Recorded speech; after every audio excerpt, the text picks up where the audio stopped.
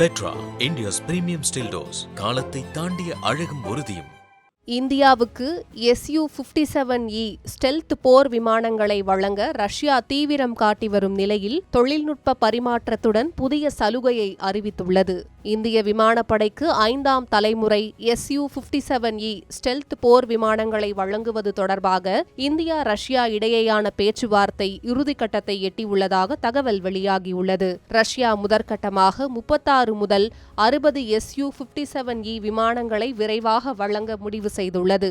மேலும் இந்தியாவில் தொழில்நுட்ப பரிமாற்றத்துடன் உள்நாட்டு உற்பத்தியை மேற்கொள்ளவும் முன்வந்துள்ளது.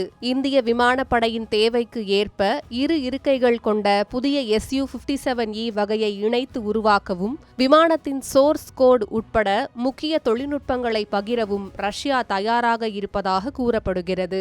நாசிக்கில் உள்ள ஹிந்துஸ்தான் ஏரோநாட்டிக்கல்ஸ் நிறுவனத்தில் Su-57E உற்பத்திக்கான ஆய்வையும் ரஷ்ய நிபுணர்கள் மேற்கொண்டுள்ளனர். தற்போது உள்ள கட்டமைப்பில் சுமார் 50% பயன்படுத்த முடியும் என மதிப்பிடப்பட்டுள்ளது. AESA ரேடார், திசை மாற்று திறன் கொண்ட என்ஜின்கள், மேம்பட்ட மின்னணு போர் அமைப்புகள் மற்றும் இந்தியாவின் பிரம்மோஸ் ஏவுகணையை ஒருங்கிணைக்கும் வசதி உள்ளிட்ட அம்சங்களுடன் Su-57E-ஐ ரஷ்யா இந்தியாவுக்கு வழங்க முன்வந்துள்ளது. உள்நாட்டு AMCA திட்டம் முழுமை பெற இன்னும் பல ஆண்டுகள் உள்ள நிலையில் இடைக்கால தேவையை பூர்த்தி செய்ய Su-57E முக்கிய தேர்வாக உருவெடுத்துள்ளது. இந்த போர் விமானம் ரேடார் உள்ளிட்ட எந்த கருவிகளாலும் கண்டுபிடிக்க முடியாதபடி எதிரி நாட்டு எல்லைக்குள் ரகசியமாக சென்று தாக்கும் திறன் கொண்டது குறிப்பிடத்தக்கது.